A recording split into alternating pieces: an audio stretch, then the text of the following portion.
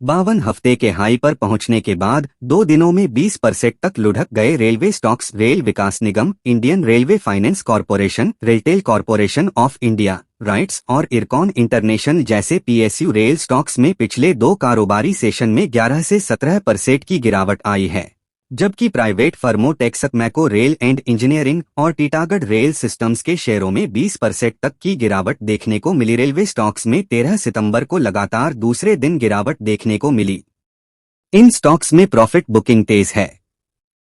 Rail Vikas Nigam RVNL, Indian railway finance corporation, RailTel corporation of India, rights और IRCON international जैसे PSU rail stocks में पिछले 2 कारोबारी session में 11 से 17% की गिरावट आई है, जबकि प्राइवेट फर्मों टेक्सक मैको रेल एंड इंजीनियरिंग और टीटागढ़ रेल सिस्टम्स के शेयरों में तकरीबन 20% की गिरावट देखने को मिली।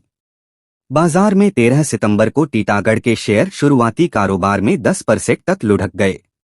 2:50 पर कंपनी का शेयरों में तकरीबन 2% की गिरावट थी। इसी तरह RVNL 2.50%, IRFC 3.93%, इरकॉन 3.21%, टेक्समेको 1% की गिरावट चल रही थी। इन स्टॉक्स में शानदार तेजी के बाद करेक्शन देखने को मिल रहा है, जो पिछले 1 महीने में 52 हफ्ते के हाई पर पहुंच गए थे। इन कंपनियों के शेयरों में प्रॉफिट बुकिंग से जुड़ी वॉल्यूम भी काफी ज्यादा है। शेयर बाजार में 12 सितंबर को IRFC के 13.80 करोड़ शेयरों में ट्रांजैक्शन हुआ, जबकि RVNL 6.56 करोड़ शेयरों में खरीद बिक्री हुई। बाकी स्टॉक्स के मामले में भी कमोबेश यही स्थिति थी। G20 समिट के कुछ ऐलानों की वजह से 11 सितंबर को रेलवे स्टॉक्स में जबरदस्त तेजी दिखी थी।